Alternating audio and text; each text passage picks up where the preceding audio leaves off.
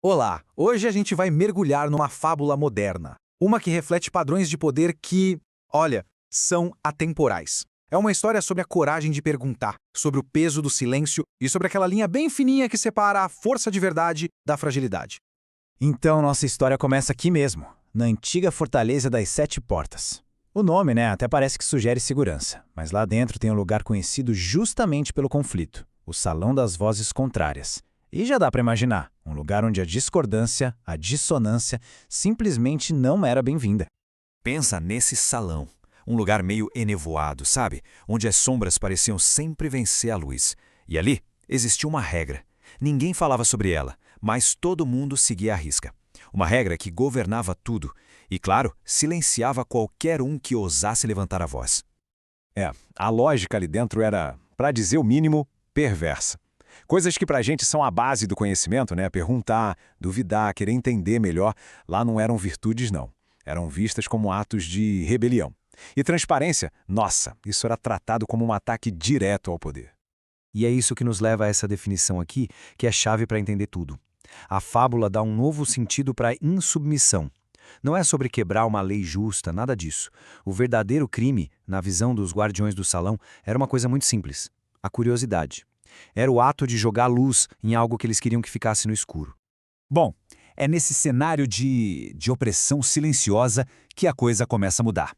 Uma nova personagem entra em cena. E com um gesto, um ato bem simples, mas muito poderoso, ela está prestes a balançar as estruturas sombrias daquele salão. E olha que interessante, a nossa protagonista, ela não chega com uma espada na mão. Ela carrega algo bem mais afiado, a integridade. E o hábito dela de fazer as perguntas certas, as perguntas justas, a transforma quase numa personificação da consciência, sabe? E ela está entrando num sistema que tem pavor justamente disso. E a pergunta que ela faz é genial na sua simplicidade. Ela não está acusando ninguém. Ela só quer transparência sobre os recursos que, em tese, deveriam ser de conhecimento de todo mundo. É o tipo de pergunta que qualquer pessoa atenta teria o direito e talvez até o dever de fazer. E a resposta dos guardiões? É uma obra-prima da manipulação. Eles não respondem à pergunta, claro que não. Não dão nenhum dado. Pelo contrário, eles atacam a pessoa que perguntou, usando aquela tática clássica de isolar. A mensagem é bem clara. O problema não é a nossa falta de transparência, não. O problema é você. E pronto. Desse jeito, um simples pedido de informação vira uma ameaça à ordem. A professora é que se torna o problema. Enquanto isso, a questão de verdade, a falta de respostas, é convenientemente jogada para debaixo do tapete do silêncio. Mas tem alguém assistindo? Lá do alto, de uma colunata de mármore, a deusa da sabedoria, Atena, observa tudo. E ela não vê só um incidente isolado, sabe? Ela reconhece um padrão muito antigo. Aquela dança de poder e medo que se repete há séculos. A presença dela eleva a história de um simples conflito para uma lição universal. E a reação daquela estrutura de poder à pergunta, bem, ela não demorou para chegar. E como já era de se esperar, no Salão das Vozes Contrárias, a consequência não foi o diálogo, não. Foi a punição. Então a professora é chamada para uma sala lá dentro, um lugar sem ninguém para ver, para um encontro que não tem nada a ver com o processo justo. Foi, na verdade, um ritual de intimidação. Faltava tudo ali que a gente entende como justiça de verdade. E enquanto observa essa cena toda, Atena nos dá a chave para entender o que está acontecendo. Um poder seguro, legítimo, não tem medo de perguntas. Mas um poder frágil, esse vê cada questionamento como um ataque pessoal e precisa punir a curiosidade para proteger os próprios segredos.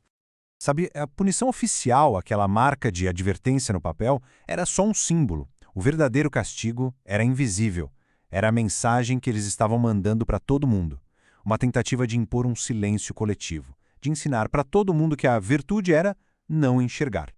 Mas a história não termina aí, nessa sombra de injustiça, não.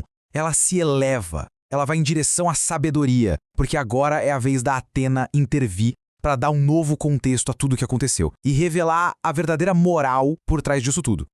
E essa é a primeira grande revelação de Atena para a professora. O crime dela não foi ter feito algo errado. O crime foi a percepção, foi ter tido a capacidade de ver a realidade por trás da fachada e a coragem de dizer o que viu.